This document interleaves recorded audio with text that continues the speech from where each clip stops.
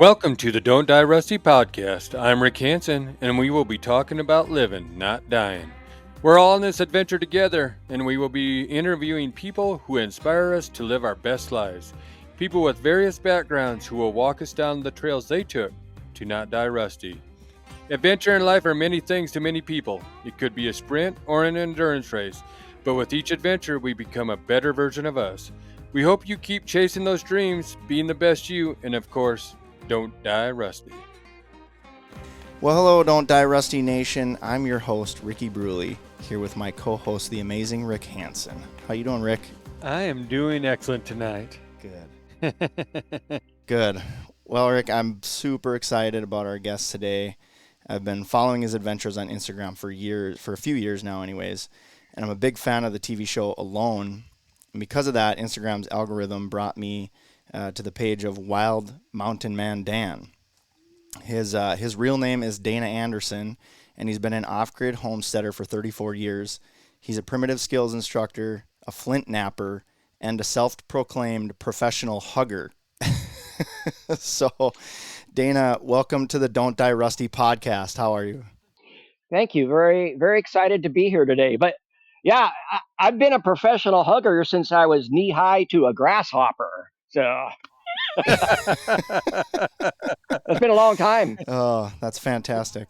Well, I like hugging too, Dan. Yeah, that's where living is on the edge there. And sometimes you got to ask first. Like, Yeah. do you do hugs? 99% of the people say I do hugs, and they get a hug that they haven't got in a long time. It's good stuff. Yep. It is. It is. That's Yeah. it is. It's someone like people that don't like to hug are suspect to me a little bit. Yeah, but eventually they'll do a little hug or a high five or smile. So it's a good way to introduce myself. Big hug to Yep. everybody. Yep. Yeah. Air hug. Yeah, for sure. I love that. How are you doing? How have you been? I think my health is probably better than I've ever been. Being off grid, having my own water supply, my gardens, my fruit trees, and being super active, it all goes together with your brain and your body and connection. So I'm going to say that I'm probably healthier than I've ever been. But even more than that, I'm so excited about life, passion. You know, if it, if you're sitting on the couch and you're kind of tired, ha! Well, that's why, because you're sitting on the couch. You got to get up. You got to do stuff. You got to go meet people. You got to, you know, okay, so there was a movie out years ago, Into the Wild, and he went up there. He was going to Alaska. I'm going to Alaska. I'm going to Alaska.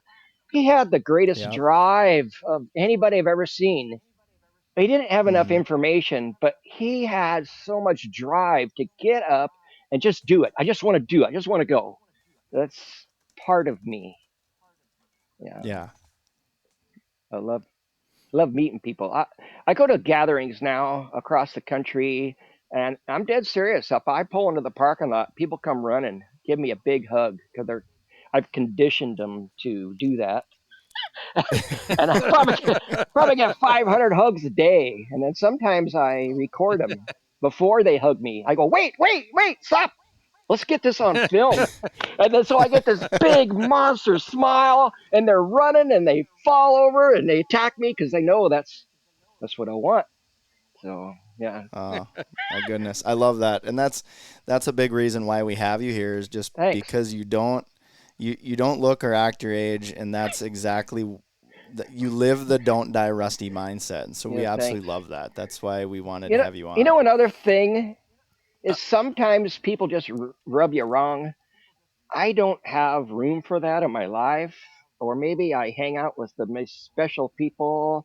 Maybe I'm isolated off the grid, but like if somebody might do you wrong, I've I've forgiven them before they do stupid stuff. So it's like mhm. part of my makeup where, if something's going kind of odd, Mhm. I'll just jump right in the swimming pool and just give 'em a big hug and say, I miss you. Even though maybe the back of my brain says, what the heck are you doing? Like, a great way to break the ice on stuff. Yeah. That's great. Kill Yeah. kill them with kindness, right? Yeah, yeah.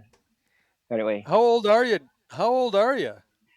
uh, I get that question a lot. So when I was about 7 or 8, I felt myself getting old, and I actually never did. I committed myself to never growing old at that point in my life, which sounds really weird. Like, what planet was I from? And then, so by the time I hit 10, I said I would never grow a day older. And so I've been 10 for 59 and three-fourths years. But I'm about 20 years from being 90. So how's that? There you go. Ah, Complicated, Wow. interesting. but yeah. Yeah. Yeah. Oh, we're doing math Somewhere here. somewhere around 70-ish, you know. But Okay. my brain is still like little kid stuff. That's where I'm at. In Yeah. fact, when I Yeah. was I love that. 24 years old, growing through this process, I had regressed into a 24-year-old adult, and some little kids come up to me and said, "Let's go outside. Let's go play." And I had to think for a minute. Oh, I don't know how anymore. So that really hit me hard, and I forgot how to play. So I've tried really Mm. hard since 24 to play a lot. Mm-hmm. Mm-hmm. Yeah, that's great. When I came across your page, I was thinking, definitely got to meet this guy. You're such a positive person. You always got a smile Thanks. on your face. Yeah, it's kind of stuck on there. Yeah, your nickname says it all. Wild Mountain Man Dan. So I'm curious, like who coined that name for you? Well, so I got a lot of stories. If I get off on a tangent, I could probably talk for 5 days straight on one subject. But so years ago, I was uh, Dangerous Dan, the mountain man at Northwest Trek. I think I was only 22 years old, and I was at a big major experience outdoor park, a lot of animals and stuff. And I put on mountain man rendezvous like earlier in my life. And so I had to come up with a name. But Mm-hmm. I really contemplated on that for years. Was I Dangerous Dan, the mountain man? And so I've learned a lot about native skills my whole life, native lore, native thoughts, all the plants and the medicines and the feelings about native. And I love it. And so I did some vision quests. And I went on a vision quest. It was three Mm-hmm. days, no food, no water, just quiet, meditating. And so the eagle flew over. And all it was that eagle. And like half a day later, that's all it was. And so the impression was, that's my name. And so Mm. I'm two people. I think most of us are, where we have a giddy, happy time where we're just talk and talk and Mm-hmm. talk. Oh, that's most of me. And then I have a more reserved part where I'm eagle who speak. So my name was at that point eagle who speak and talking Okay. bird. It evolved from Dangerous Dan to Eagle Who Speak and Talking Bird. But since the Alone Show came out, I I didn't want to say I have native blood in me. I did, there is none. I wanted Yeah. to go back to my original name, and I have a good friend, Jessica Caldwell, and we both tried out for the Alone Show. And I think we made it both in the top 25 out of 200,000 people. And she says, Yeah. what about wild? You're wild. What about wild mountain man, Dan? I go, that's perfect. That's my new name. So that's been probably 6 or 7 years now on how that happened. You know, roundabout story. Wild. I like the idea of wild because wild can be also kind and happy and peculiar. But then maybe people will stop and listen when I really have something I want to tell them. Okay. So it Is was Jess Caldwell that coined it. yeah. Well, before we get too deep into this, we probably should just to get to know a little bit about who Dana is. Okay. I know that in most of the conversations that you have with people, it's probably about your primitive survival skills and all that. But Hmm. tell us about Dana. Tell us about you, and then also Okay. how you came to live off grid for all those years. My father, a greatest man I knew. Well, I known him for a lot of years, right? Oh, he's passed away now. By the way, on his 82nd year of life, he told me he loved me, which changed my life, and he died right after that. But we always knew for a fact that he loved us, but he Mm. never said it. So that also changed my Mm-hmm. life. That Okay. I tell everybody that I love them. I don't care who it is. I'm not embarrassed. I'm proud to say I love you guys, you know, for a lot of reasons. Yeah. You're great. But anyway, Mm-hmm. younger years was great. I remember one instance where my father was smoking 3 packs of cigarettes a day, Oof. and I took a package of his cigarettes that was open, and we went out in the woods, and we lit one up. Like, what the heck is this? And all of a sudden he appeared like an alien, like boom, he was right in front of us, and we felt so ugly that Mm. he didn't say a word for a little bit, just looked at us and was really calm. And then he asked if he could have the cigarettes back, didn't chastise us, and he says, boys, these aren't good for you. Yeah, 19 like 59 or something. He says, this pack of cigarettes, I'm going to put it in my shirt pocket, and it's going to stay there as long as I think it should. But that's my last pack of cigarettes I've ever going to buy. And he went from 3 packs a day to putting that in his shirt pocket. And he wore that proudly as a badge. And so that's Oh wow. my earlier Holy years, moly. really insightful on my father. And he never graduated high school. I think in the ninth grade, he quit school, and then he was drafted into the Army, and then he became the youngest instructor in the Army for cooking because he wasn't good at school, and he rewrote the manual in his own words. And when the class was over, Mm. they fired the instructor and made him the instructor, and a general came in and contra- congratulated my dad as the youngest instructor Fort Lewis ever had. So that was my upbringing. And I was always out in the woods, and I was always building shelters. We called them forts. And then my parents had grandparents, and they lived in Oregon, and they were rock hounds, and they loved looking for arrowheads. So that was my early Mm. experiences too, where I would go up and down the river, and we would find an arrowhead, and it was so special, like the excitement. The kids don't know nowadays. They don't have excitement for real. It's all fake. But my grandma found an Yeah. arrowhead.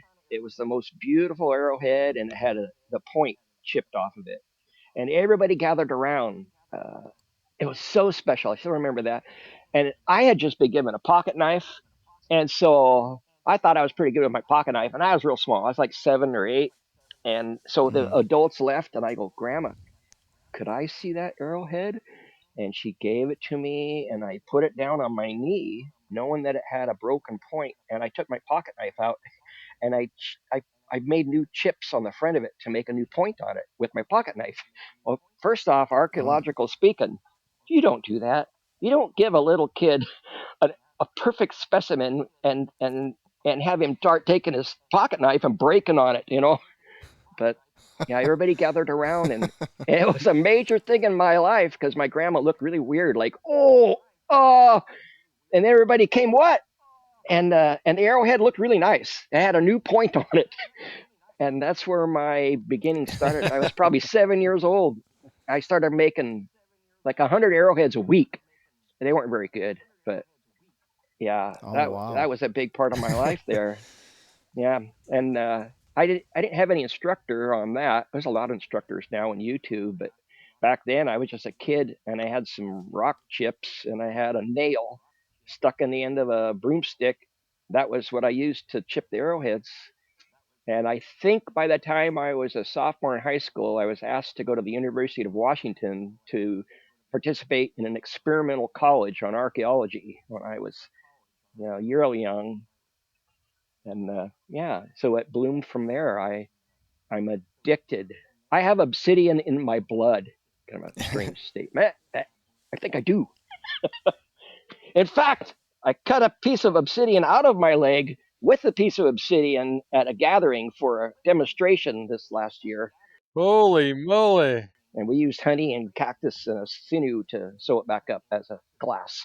Anyway, kind of odd. Oh, So yeah. yeah. Anyway, it was the greatest So, class that some people said they ever were in. That's awesome. Yeah. well, I was wondering what Native American group area were you in to find the arrowheads? Do you know, or because I'm an American Indian Studies major, I graduated with American Indian Studies degree.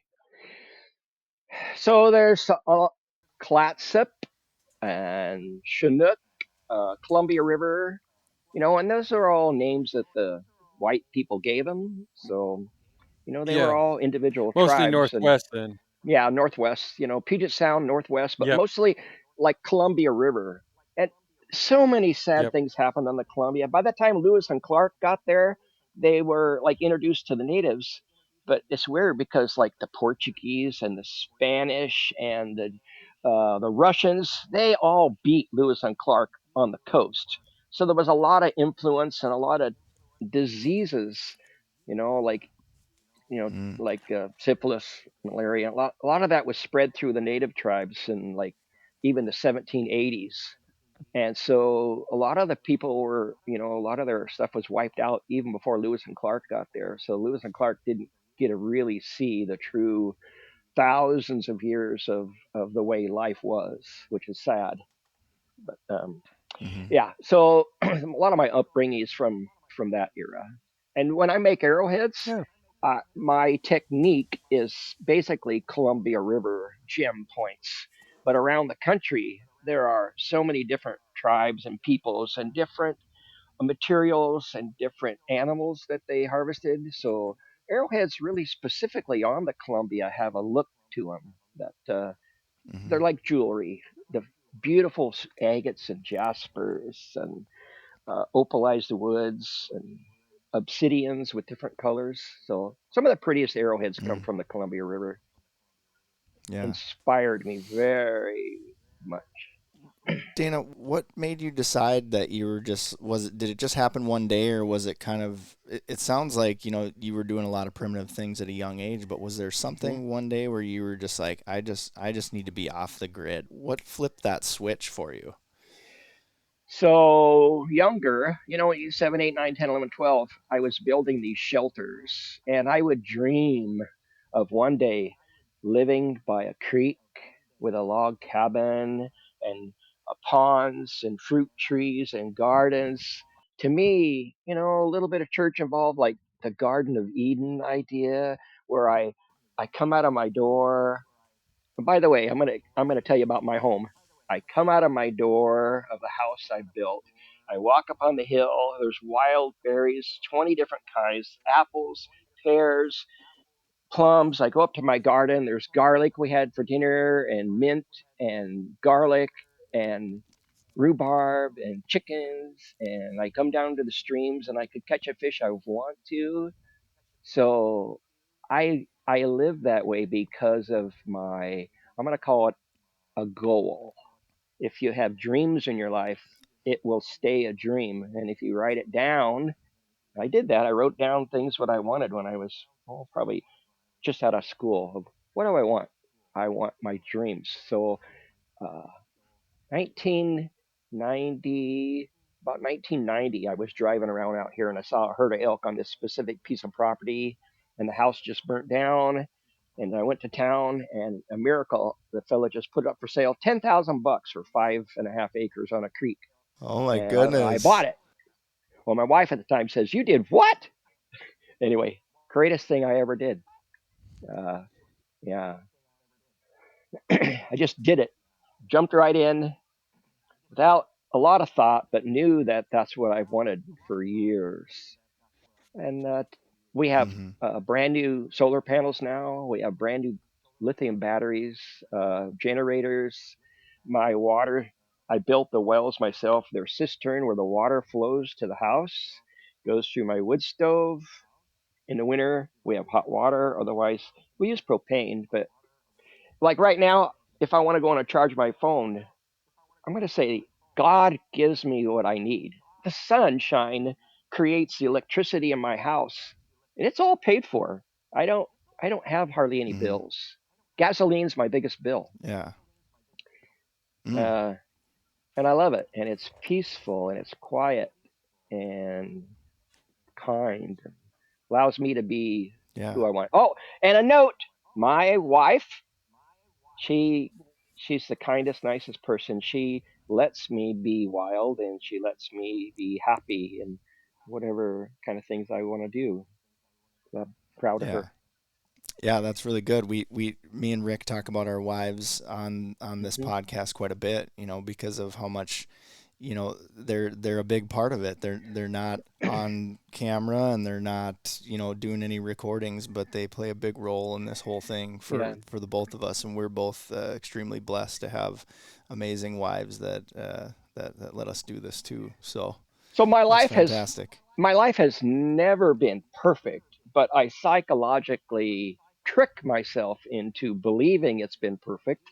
But I was married before for 20 years, and Mm. you know, moving out here, and okay, so it used to be over the river and through the woods to the outhouse we go at midnight with a candle uh, in the snow. Yeah. So yeah, Yeah. I've been married before, and so I have, I'm going to say 8 kids, but it wasn't my fault. Well, yeah, it was, and I have 25 grandkids. Well, that wasn't my fault, but I have 25 grandkids. Oh my Holy goodness. moly. Yeah, I don't That's even remember their awesome. names. I don't remember their ages. My wife, dear heart, she keeps track of all that for me and makes sure that my family's taken care of. Yeah. Ah, Oh, I Anyway, love yeah, that. 25 grandkids. And holy moly. so, yeah, I'll Does- just tell you a few stories. The kids grew up off grid. They worked really hard. When they wanted money, okay, I'm buying stuff for them. But when they could work, I say, okay, I'm going to pay you $1 an hour. $1 an hour? That's terrible, Dad. Well, that's all I got. I don't have no more. So they would work really hard. And eventually they said, Dad, man, the neighbor, he's going to pay us $5 an hour. I go, yep, that's so awesome. By the time my kids graduated high school, they all had their own cars, their own insurance. They were moved out and they were going places. When they were Yeah. 12 years old, even the girls, they knew that when they hit 12, they had to build a shelter somewhere in the mountains, and they could bring a pocket knife, and that's all they had. And they had to spend a night in the woods when they were 12, and they knew that growing up. In today's day and age, I don't even know if they'd know what a pocket knife was. Or was it legal? That's so Yeah, stupid. Okay, Right? exactly. Right? your kids have knives at school.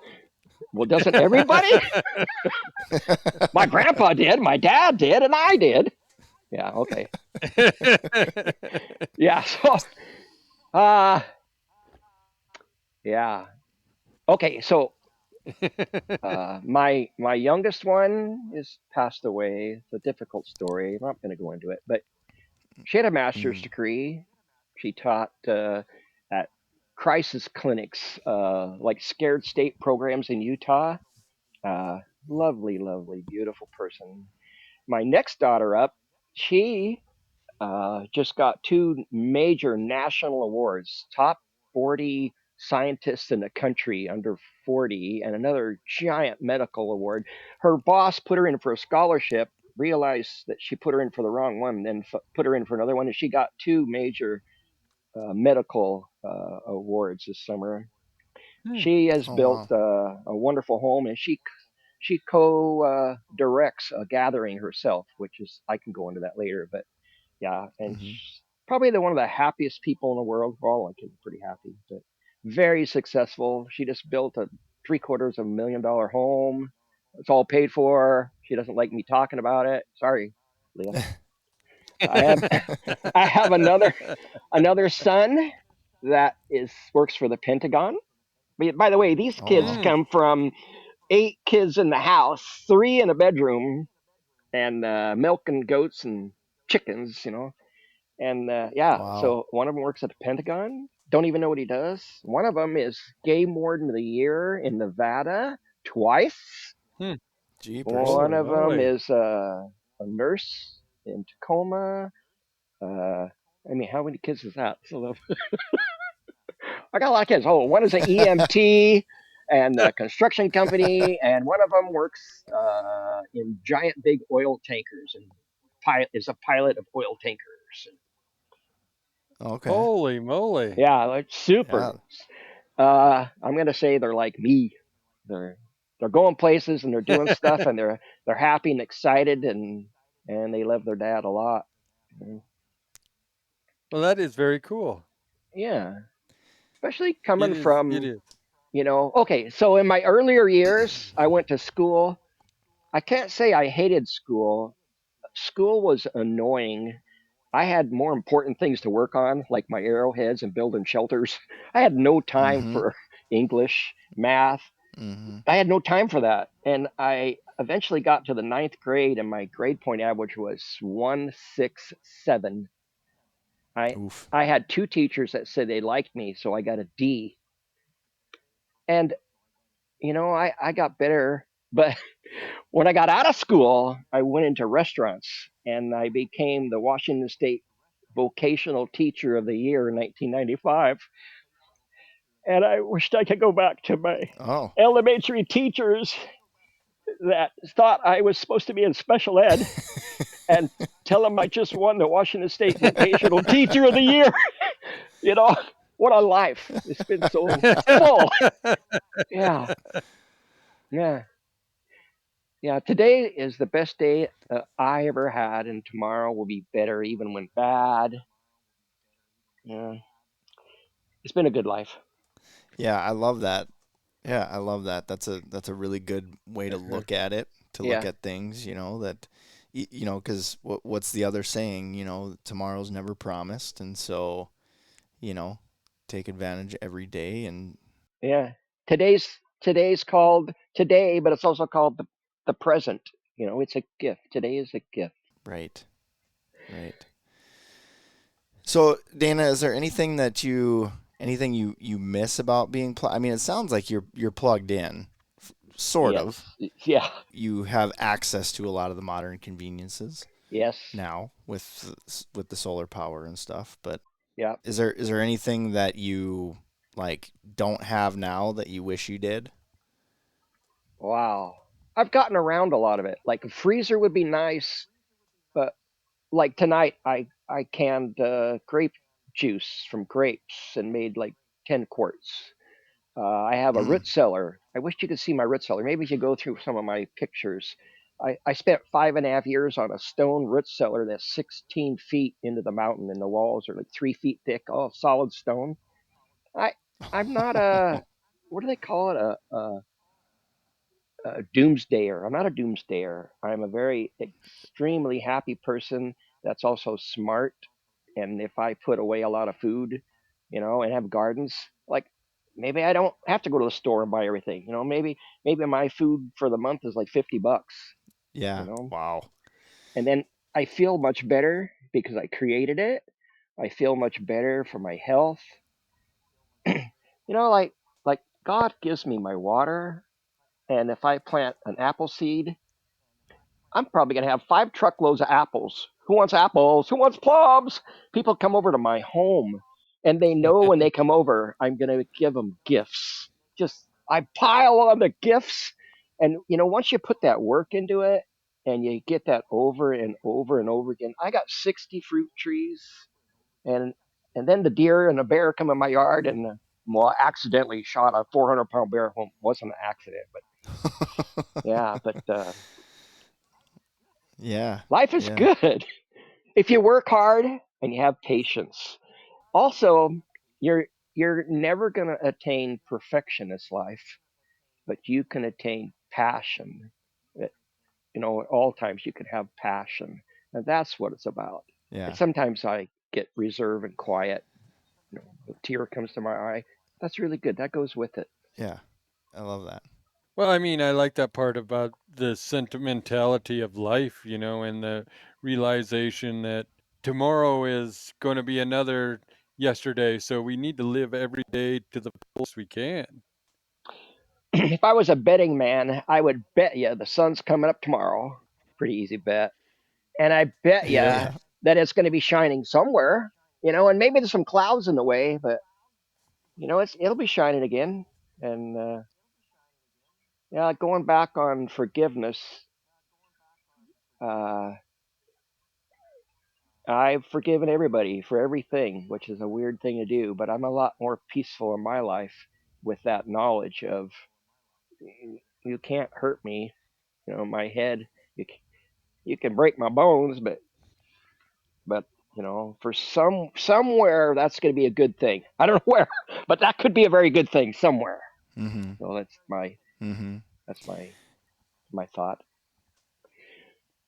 I'm Yeah, also, forgiveness is forgiveness is a tricky thing, oh and man, I'm going to sound maybe a little bit selfish here, but I came to realize that sometimes forgiveness isn't always about the other person. Sometimes it's just about putting your own mind at ease, and knowing yeah, that uh, that you're not going to let certain things get to you, and then also just wishing well upon that particular person as well, but at the same time, whether it does anything for them or not isn't what's important. I think it's more yeah. so what it does for And, your own like soul. maybe your expectations are a certain thing, and you want people to change. Forget it. They, People change. Maybe people change if they want to. People change maybe if there's a catastrophe, but that has nothing to do with you. Um, I'm not perfect, and I know you're not perfect. But do I want you to be perfect? Yes. Or maybe my expectation is you're not perfect.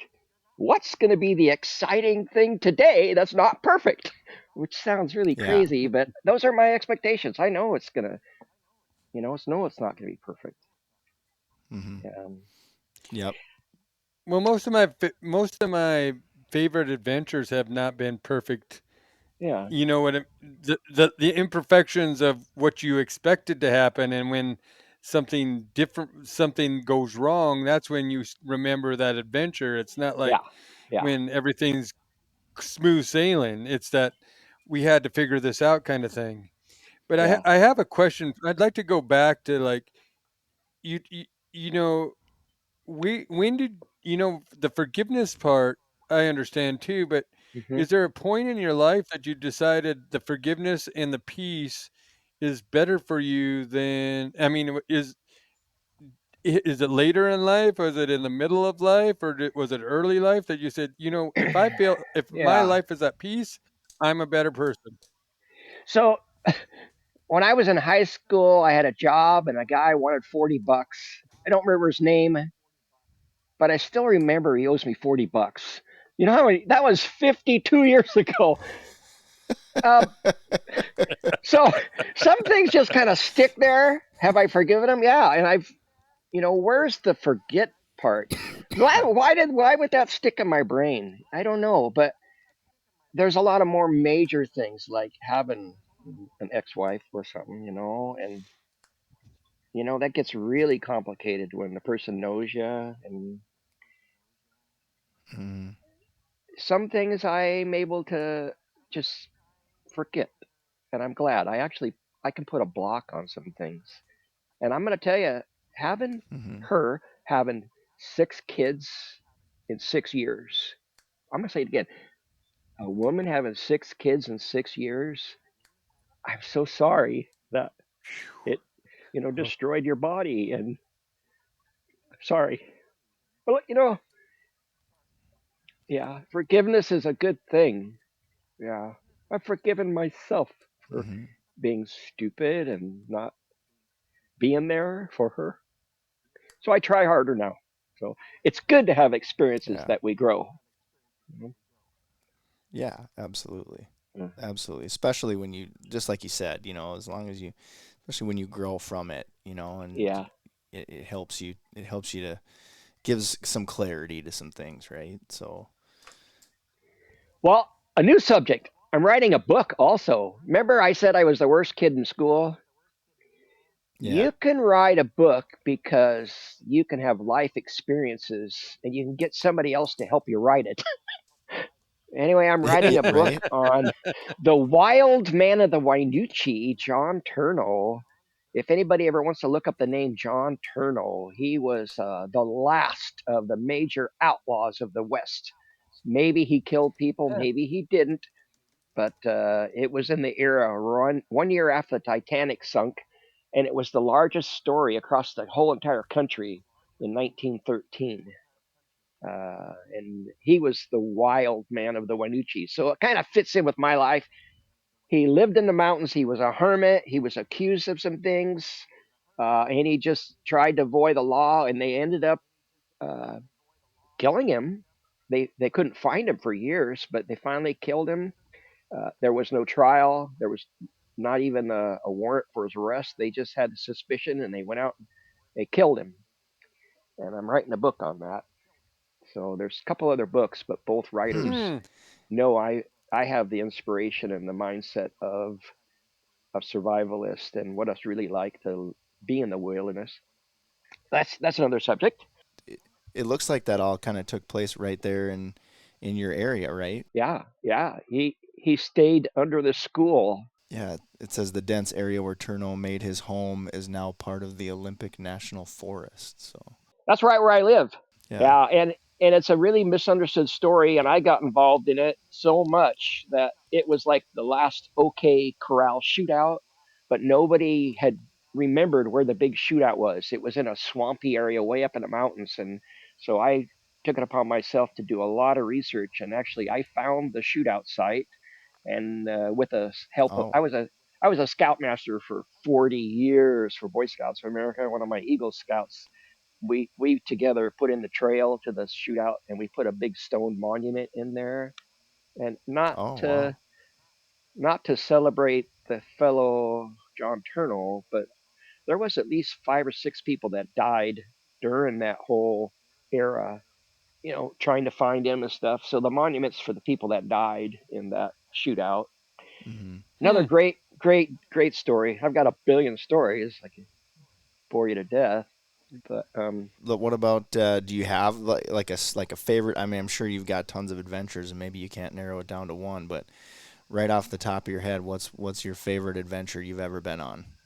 so imagine a kid building shelters, and my father had an attorney. They were 63 years old, and I was just like senior in high school. And these two older gentlemen wanted to go to Alaska, but it was actually northern Canada up in the Yukon, and they wanted Mm. to do some gold mining. I learned about it, and I said, "Well, I would love to go." So me and my brother went. So I spent uh, 3 months in a dirt floor log cabin, and I was assigned to be the cook. And we had some Mm. flour and some sugar, and we had sourdough pancakes every day, sourdough bread, and we caught fish and a moose.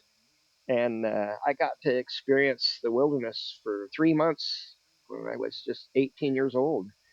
And that I got a lot of stories, but that's one of my earlier real adventures. I got to see wolves and bald eagles and beavers and mine gold and jade, and yeah, Mm. that's a kid's dream. At least when I was a kid, that was a dream. Yeah, yeah, for Yeah. sure. Because I grew up in the Midwest here, and not a lot of mountainous terrain around here. But I Mhm. was, when I was in college, I went to the closest thing you could get to a mountain or an area that has some beauty in the state of Minnesota. Which, granted, the state is beautiful, but I moved to Duluth, right on Yeah. Lake Superior, and that was beautiful. But I had the first time we went to see a concert in Colorado, and so I drove to Colorado. We got there late at night, and we pitched a camp in the out in the middle of nowhere, and just woke up and opened up the tent, and here we were in the mountains.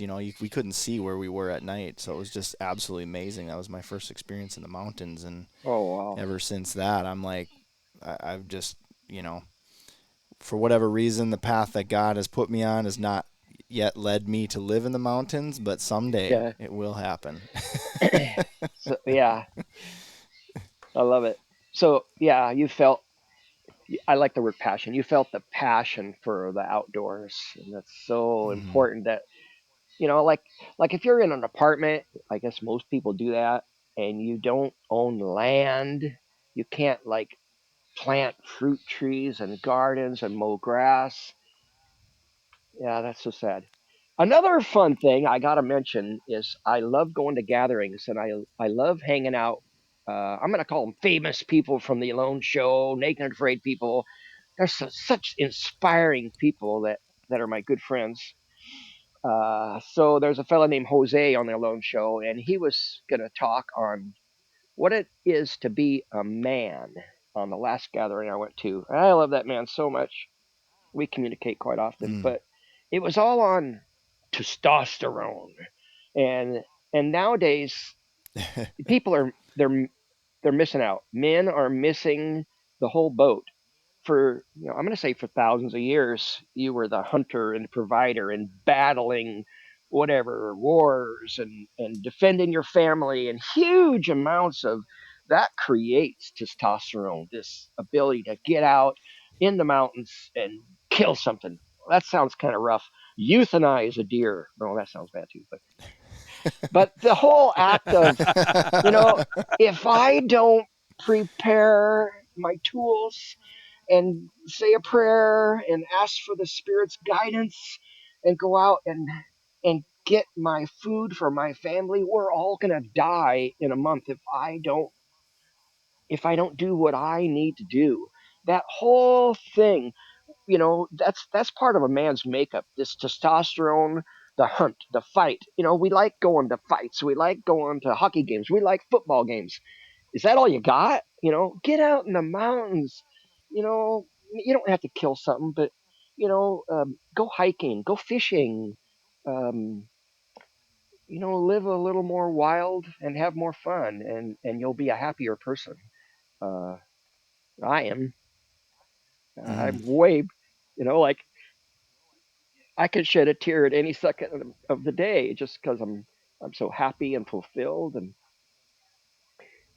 I have so many friends. It's wonderful. That's That fantastic. And it makes you young too. that Like is I'm crazy fantastic, young. and I could still climb trees 100 feet in the I air. I could but still jump off cliffs. I could still fly through the air and just hit the ground. Most people. I went to my 50th high school reunion. They're on oxygen. They're dead, and here I am dancing on the table, saying "woo." Like Michael Jackson saying "woo." Yeah, it's fun. and that's what it's all about. It's like I think Yeah, people die. We talk about don't die rusty, but I think people die when they stop they trying to give be up. happy. Yeah, a neighbor down the road, wonderful man. A deer hunter. His son got a deer, and he told his son, "That deer's so old you can't even chew the gravy." Kind of a Matlock thing. And anyway, his wife died, and he died sitting in a chair like a month later. Just sitting in a chair, he died. Maybe he missed her, but maybe they were worn out. But I think they were younger than me. So my doctor says, "What are you doing? You're in pretty good shape." Yeah. So I'm having fun. Well, Yeah.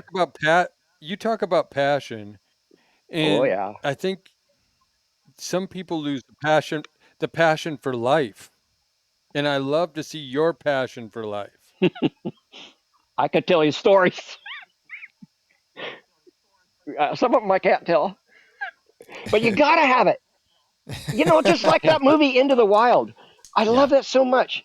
He ended up dying, but he just needed more information. And so there's four kinds of people in the world. I think, there's leaders and helpers. I want to put the leaders at the bottom of the pile. I want to put the helpers at the top. On the other side, there's analytical. On the other side, there's artists. Where would you fit in that X if you put the helpers and the leaders, the analytical and the artists? Where would you put your dot if you had a little bit of this and a little bit of that? Would you put yourself as leader, artist, mostly? I'll tell you what the secret is. To have a full life, you need to be able to have all those things. You need to be able to be a leader, be a helper, be an artist, and be analytical at a certain point. in a certain time of the day. Maybe you're going to be a little more analytical to make a better decision with some, you know, consideration, some service, and then be the leader. To be a well-rounded person, you have to recognize that there are all these people, and if you were a perfect leader, you, you need to be part of a group. You cannot do, nothing will ever happen if you're a leader. You have to have followers, and and the groups need artists, and the group needs analytical people, and they need helpers. But if you could somehow put that all into one of your, like your personality becomes that, and you can choose which attitude you want to have, and you can choose what comment to make. You can choose if you want to be patient and just be quiet and listen. Be a good thing to do. Hmm. That's kind of what I do.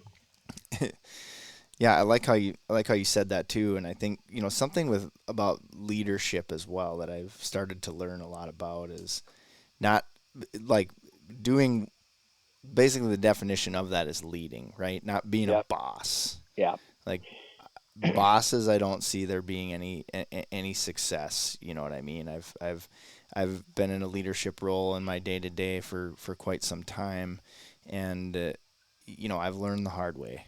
And you figure out that when you lead a group of people, and instead of thinking about how getting out of the mindset of training somebody, but actually teaching them, coaching Yep. them. You know what I mean? You train a dog, but you teach a person. And so having those understanding, and then like you said, I love everything that goes into that helper, artist, analyst. That's Yeah. amazing. I don't know where I would fall in that. I'd have to put some thought into Yeah. that. It's fun to make a X, and I like putting helper at the top and leader at the bottom because leaders should be really their goal is to help people, analytical and stuff, Hmm. and put an X on there where you think you're at, and then what that really shows you is what parts should you focus on, try to put into your life. That's what it does. Leaders help people Hmm. maintain their energy level, and a good leader inspires other people to get what they want, and hopefully you're going to train There you them go. on what they might want. Raising kids was a wonderful experience, and it's like playing piano. You Hmm. really you need to learn the basics before you can be a composer. So that's what a parent's job is: teach basics, and then let them be themselves, but teach correct principles first. Hmm. Well, we had fun, huh? Yeah. If I made you laugh and cry, that's my job. What's When we that? talked on the phone a couple days ago, Yeah, you had talked about how you're going to be the first to get to 150, that's right. and it seems that's going to be the case. I'm still 10. I haven't got past 10 yet, so maybe I'll get past 10. Sometimes I go into the doctor and I say, when am I supposed to start feeling, tired? And well, my hearing is not as good as it used to be, and my eyesight's not as good as it used to be. But uh, I had a uncle that was 93, and I watched him do 50 push-ups. So that was in my earlier years. I thought, at 93, I saw him do 50 push-ups. He died the next year because he had an infection on his foot, and he says, "I'm ready to go," and he let Hmm. that infection kill him. Hmm. Oh wow. A lot of my friends are gone and stuff. So I have almost 7,000 people that are following me on Instagram. That's only in 2 years, Hmm. and Huh. I I love them all, and I check in. My wife says I'm addicted to my phone now, but it's just so many. For instance, Joel Vanderloon, Alone Show. I was just talking to him. He's going to come to the Pacific Northwest Survival Games. I invited him. Yeah, Tony that runs the Pacific Northwest Survival Games. He says, I like you. You can invite anybody you want for free. You know people. So Biko is going to be there. Biko on Alone Show. Carrie Lee, one of my absolute best friends, she'll be there, and I'll be there. I'm kind of a nothing. I'm just an instigator, but I have a lot of fun. EJ something Well, from the Naked and Afraid is going to be there. It's going to be a blast. Do you know Laura Zara? Yeah. Indirectly, she's coming to the Pacific Northwest Survival Yeah. Games. And I actually never knew her before, but I've done Well, a little bit of research. She sounds pretty good. I like her already. I met her in South Carolina, and she was at at a it was Sorinex uh, deal, and she is just amazing to me. But Yeah. what is the Pacific Northwest Survival Games? So, um, for all your listeners out there, Pacific Northwest Survival Games a year and a half ago was going to be a backyard barbecue. This Tony Pensky, I believe is his name, got together with a friend of his and says, "Let's have a barbecue.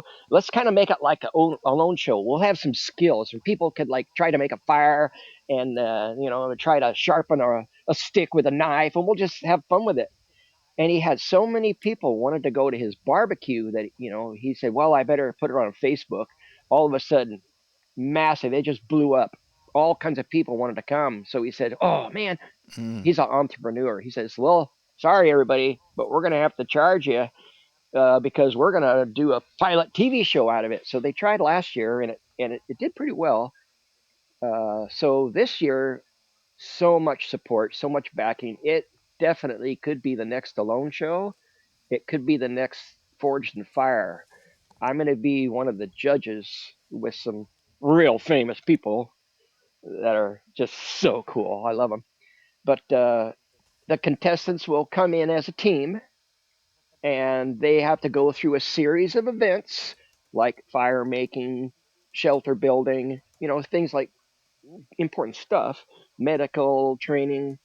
And then as a judge, I teach them all these skills before they do it. I get 30 minutes, and then they get 1 hour to prepare their whatever they're making. And then as a group, we judge them, and they get points.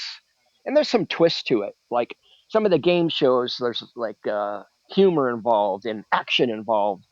And like Forged in Fire, they're not physically going out and running a race and stuff. So a lot of this is going to all pull all of the shows together and create the new reality show that's going to be so cool. I know so much. I want to say so much, but I can't. It's got to be kind of secret until it actually happens. But I'm so proud of the crew and Sure. Tony for thinking about it.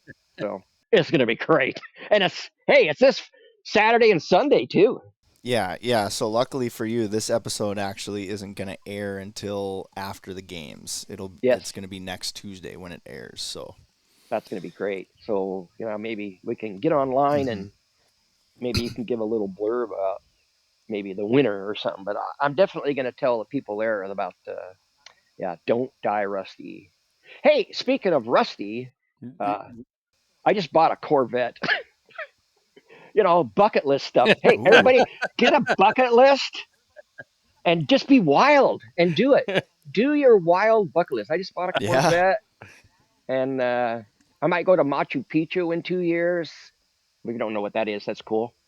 And You are yeah, oh Machu man, Mm. Picchu. I want to go there someday. oh man, yeah. Hey, I work with stone. I never told you that I have created my own Machu Picchu here. I have probably a million stones all cemented together. I have waterfalls and bridges and ponds and uh, 5.5 years Hmm. putting a root cellar together. I'm standing right next to a bridge. I wonder if I do this. Can you see a bridge? Oh yeah, yeah. That's Yeah. that's a stone bridge I built. It's all Oh, stone and That's concrete cool. and yeah. Yeah, that's a beautiful property you have there. Anyway, so yeah, I want to go to Machu Picchu. My daughter's going. well, that would be fun. Yeah, yeah. Get a bucket list, and if you don't got a bucket, do something else. Put it in a pot, but get a list. That's important. Set goals.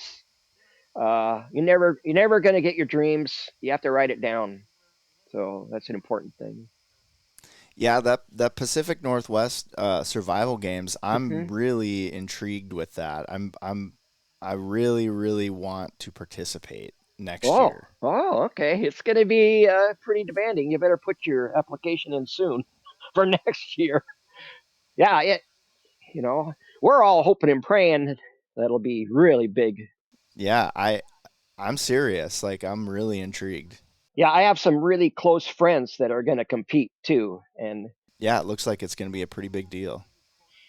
this one good friend of mine, he's like a master archer, and yeah, he's an EMT medic. Oh, there's a skill on that, and oh yeah, he's a hunter. Oh yeah, there's bow and arrow archery, and yeah. So if you went down the list of all the skills, this I'm kind of rooting for somebody, but I can't tell you who it is, and I can't talk much more about it.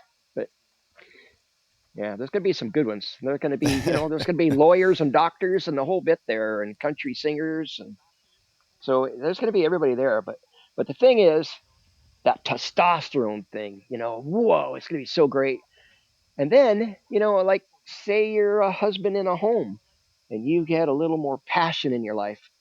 I, I think your whole world and your family and your wife and your kids are going to, you're going to see your energy and yeah, it's all good. It's all a big circle. Yeah, we talk about that a lot. We talk about me and my wife, and we're torn, but between these two worlds of living more off grid and living closer to the city where there's more conveniences. Like we can't, we're trying to figure out Yeah. which direction do we want to go, or how are we going to work this out? How are we going to get the things that we want to do, right? Because all of those modern conveniences Yeah. sometimes just they don't necessarily make life better, and they have a way of complicating things more. It's very difficult to live off grid in a city. I guess if you're a homeless person, you can live off grid, but I Yeah, had to go to the country to I do it. imagine. You know, Yeah, you that's know, that's it sounds kind that's of probably the funny, but first step, eh? yeah. And Oh, live another off thing, grid under a bridge. Yeah. you're you could, yeah, out in Aberdeen. Who's the famous person did that? Yeah. Um, Another thing that's very important is my my dad grew up in the Depression era, and he was such a big influence. He talked about that they were so poor. They had chickens and they had cow and he had milk and they had oatmeal and his mom made bread every day. And if they picked berries, they had jam. So pretty much year round, he got to have like jelly sandwiches and he would put it in a newspaper because they couldn't afford a paper bag, but they got the newspaper from the neighbor. And yeah, he had so many stories about what he didn't have, and then through his life, he was able to be the president of the Washington State Chefs Association, and he was on the National Academy of Chefs and the Culinary Institute of America. Yeah, he was probably the most successful chef that no one's ever heard of. He was inducted into the National Chefs Hall of Fame with Julia Childs in 1999. My dad Hmm, was. Oh, So, yeah, really? great influence wow. in my life. Yeah. Huh. He was the president of the Washington State Chefs Association. He was the president of his graduating class in high school and never even went to his senior year. I don't know how he did that, but how do you do that? He was the president of all of the graduating classes in his high school for 50 years, and he never graduated high school. How did he do that? Yeah, he was the president of the Yeah. Boys Club and the Federal Way GACs and the Gem and Minerals Uh, Club. He was such an inspiring person. hmm. Hmm. Oh, another quote. Hmm. I love quotes. Jiffy Lube came out with one a few years back, and it said, "We really don't want to change the world. We just want to change your oil." No, I would love. I want to change the whole world. I don't want to change your oil. How's that? I don't want to change your oil. I want to change the whole world. I think I can do it too. I bet you could. Thanks for laughing. I love that you said that because Rick and I talk about that a lot, and no joke, that's Uh why huh. we do this. We want to just change people's lives. We hope we can just, the conversations that we have with people are Yeah. enough to make people Yeah. realize that they are important, and that they have a reason to go out and live life to its fullest. Yeah. Generally, if you have a unhappy person, I'm sad. I'm sorrowful for you that you're unhappy. But like, yeah, start with yourself and forgive yourself, forgive other people, and do one thing. Just one. Really make it really simple. Do one nice thing, and then think about it for a while. When you go to bed, it's extremely important to have that thought in your head when you go to bed, because Hmm. that your brain's going to meditate on that. I had a bad dream once, I think about 50 some years ago. Otherwise, I dream about treasure. I dream about arrowheads. I dream about, Hmm. yeah, those are my dreams. It's weird, but psychologically, I am messed up where I only dream beautiful, wonderful, musical, beautiful things. Weird, huh? Hmm. But it's fun. Well, I think, but a peaceful person and a peaceful mind, I think you would do that. I mean, that's the cool thing about finding your Hmm. peace and being passionate about life Yeah. and letting the little And you things. gotta laugh at yourself. Yeah. Like like I for do instance, that. Walmart, right? When I go to Walmart, I literally I walk so fast and I bump it into people and they're going, "Oh, excuse me." I go, "That's okay." I'm a strange one. Like, yeah, I go bump into some of the people and I'll say, "Oh, iceberg right ahead." And sorry, and but that's all my mindset. Like I do that on purpose. That's what it's about. I do that for a reason. People go, "What the heck?" And then they go, "Oh, you're funny." I go, "Yep." Give them a big hug, and sometimes I'll be in the Walmart and I'll come out of the bathroom and I'll say, "Dear, look at I met a guy. This is my new friend. I met him in the bathroom." Yeah, uh, he's Uh, he can't believe me that's funny. sometimes. I wanted to comment on what you said, Dana, earlier. You had mentioned, all of your followers and how much you love them, and so and I wanted to say thank you because I Yeah. think it was a while ago I had commented on one of your flint napping videos, and you actually sent me a message saying, giving me some advice on where I could go locally to maybe find a class where I could Oh, learn how to do that.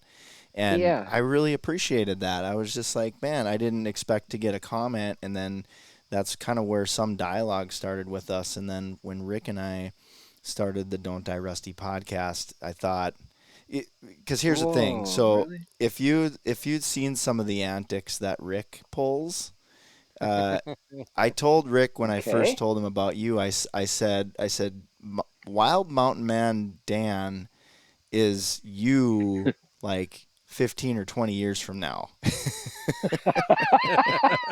Yeah. Why wait? So, well, I don't wait. That's the deal. yeah. I keep on. I think I'm 11 years old instead of 10. But yeah, that's Yeah. that's that's where I'm at right Oh, now. Yeah.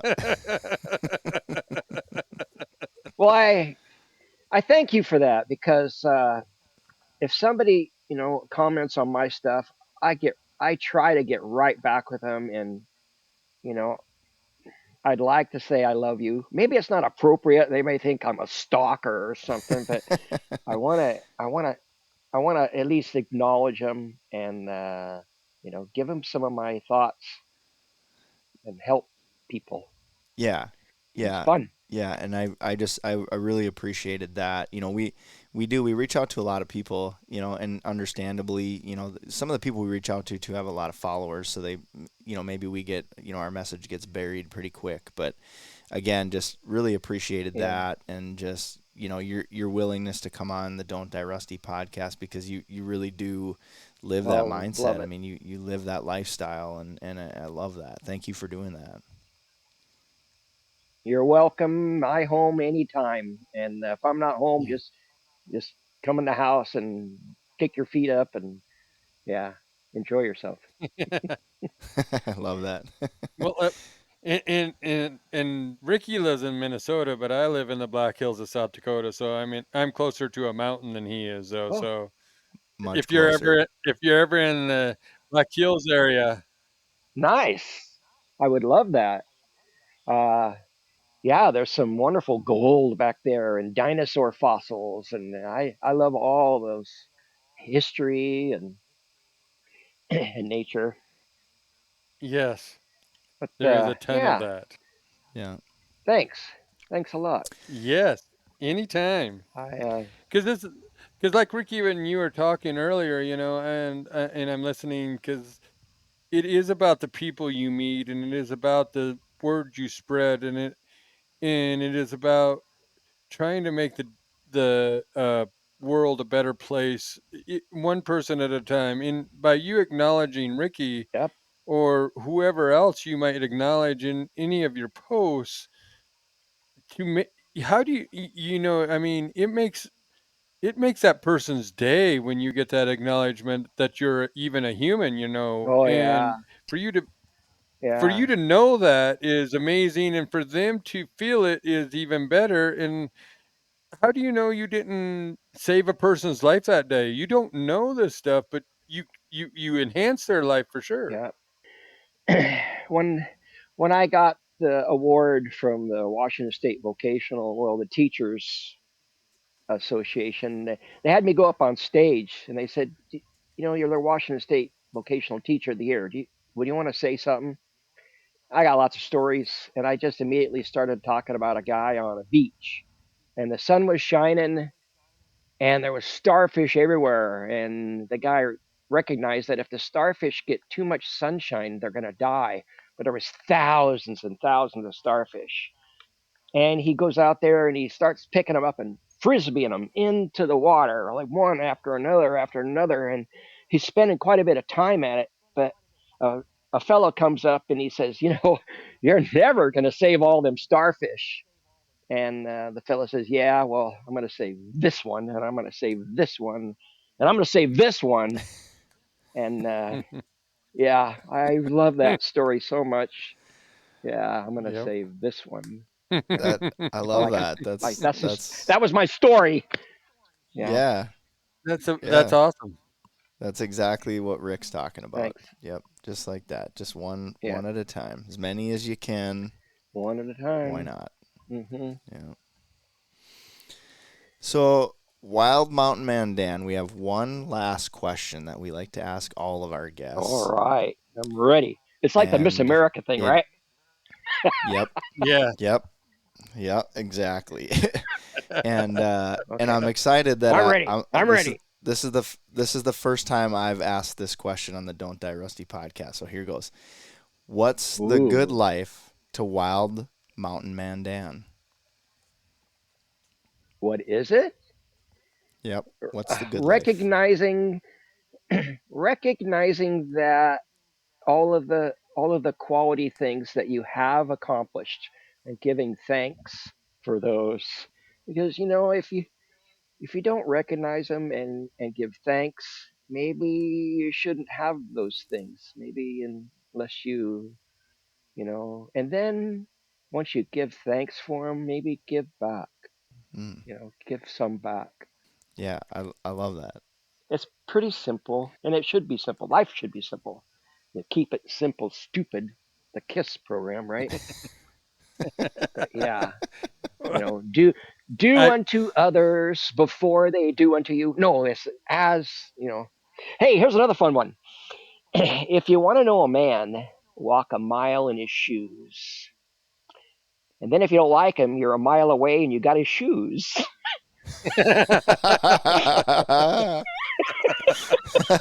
Okay, okay, okay, okay. Thank you for that. That's yes. fantastic. Yeah, thanks. And I love what's the good life to you. That was good. But and I Recognize what you have and give thanks for it. yes. But here's one for you too, because I I always tell like young people when they want to get married, if just like talking about your shoes is walk a mile with a pebble in your shoes, and then you'll know what marriage is like. Oh man. Or what love is like, you know? Yeah. Yeah, there you You know, go.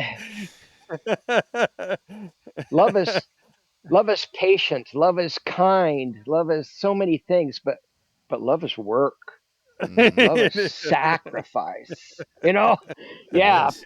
put a pebble in your shoe and or you can stop and take it out. Well, that's what Yeah. I'm saying. Okay, another story, So, another story.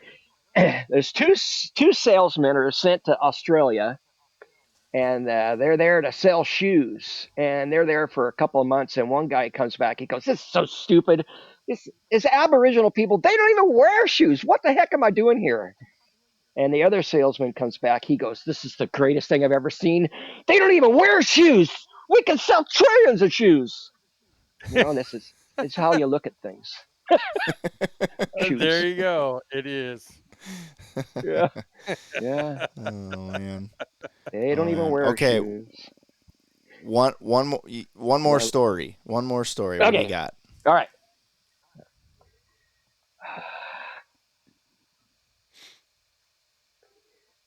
Oh man. Maybe I won't live forever. Maybe I will. But darn, I'm gonna go out with a bang. Uh, you know. Yeah, rusty stuff, huh? Patience. Have have patience with yourself. Have patience with everybody. You know. Yeah. Give back, but yeah. I have some projects like the stonework I've worked on. This project started 35 years ago, 34 years ago, and there's no end to it. It's just gonna keep going, like me. There's no end. It's just gonna keep going. Yeah, have lots of patience. I want to thank you because, I mean, I was trying to prepare and I was thinking about this episode tonight with you. And I just really, truly want to thank you because all of our podcasts go in a different direction and they seem to they have their own life. Yeah, And tomorrow, tonight, I mean, right now, but tomorrow, you have given me a new outlook. And I think I'm the Mr. Positive, and yeah. you have given me this outlook on life that makes me even more happy to see tomorrow. And I want to thank you so Well, much that's for this that's awesome. conversation because, and because I'm going into this. When we went into this, I'm thinking, this is going to be cool, but you've given me more thought for myself from what you've said tonight to look within myself, and thank you so much. I appreciate it, and I hope you do make it to the Black Oh, Hills and thank we you. get to see each other sometime. So thank you so much. Big hugs, right? Yes. Thank Big you. Thank you hugs. so much. Yeah, you've been great. So, yeah. Don't die rusty. Yeah, don't die rusty. Well, don't die, Rusty Nation. That brings us to the end of this episode. Dana, thanks again so much for your time today. We truly appreciate it. I encourage all of our listeners to head over to @MountainManDan on Instagram. You'll see he's rubbing elbows with some of the greats in the primitive skills space. You'll certainly learn a thing or two, and much like Rick, he exudes positivity and seems like an all-around great guy to be around, as you've witnessed here on the Don't Die Rusty podcast. Thank you, Dana, for truly living the Don't Die Rusty mindset. We really appreciate it. Yeah, thanks. Wild Mountain Man Dan. Yeah, that's me. That's right. Yeah. That's right. Thank you. Thank you very much. You can find us at Don't Die Rusty on Instagram and on Facebook. If you're listening, do us a favor. Give us a rating and review on either Apple Podcasts or Spotify. And as always, be sure to follow your dreams. And of course, don't die rusty. Thank you, Dan.